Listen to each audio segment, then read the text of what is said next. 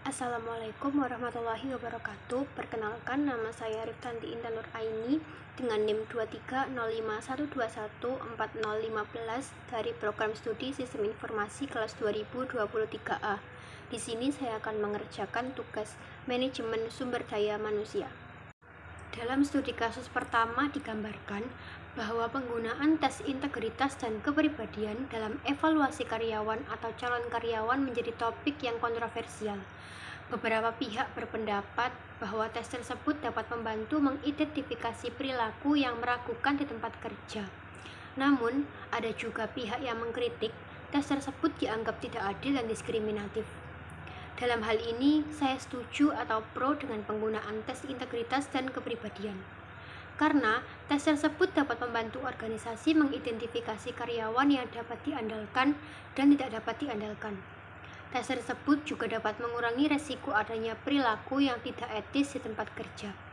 Tes tersebut juga dapat membantu mengidentifikasi masalah yang mungkin mempengaruhi kinerja karyawan sehingga memungkinkan organisasi untuk memberikan dukungan atau pelatihan yang sesuai. Namun, dalam hal ini penting untuk mempertimbangkan keadilan dan validitas tes dalam konteks penggunaannya.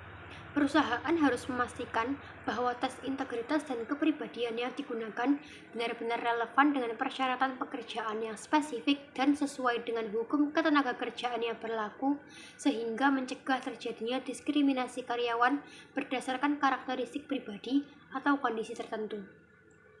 Kemudian yang selanjutnya dalam studi kasus kedua digambarkan bahwa penggunaan internet untuk mencari informasi latar belakang atau profil calon pelamar merupakan praktik yang semakin umum dilakukan oleh manajer dalam proses seleksi karyawan.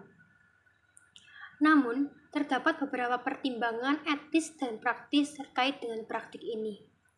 Menurut pendapat saya, informasi yang ditemukan secara online dapat memberikan gambaran yang lebih lengkap tentang kepribadian dan karakteristik individu daripada yang biasa ditemukan melalui CV atau formulir tradisional. Informasi dari berbagai situs online akan dapat memberikan wawasan tambahan tentang minat, nilai-nilai, atau aktivitas calon pelamar yang mungkin relevan dengan kinerja karyawan dalam organisasi atau perusahaan. Namun penting untuk mempertimbangkan etika dan keadilan dalam penggunaan informasi yang ditemukan secara online dalam proses seleksi karyawan. Perusahaan harus memastikan bahwa informasi yang ditemukan digunakan secara bertanggung jawab dan tidak mengabaikan hak privasi calon pelamar. Perusahaan juga harus memastikan keakuratan dan relevansi informasi yang ditemukan dalam konteks kinerja yang diinginkan. Sekian pendapat dan penjelasan yang bisa saya sampaikan. Bila ada salah kata, saya mohon maaf. Wassalamualaikum warahmatullahi wabarakatuh.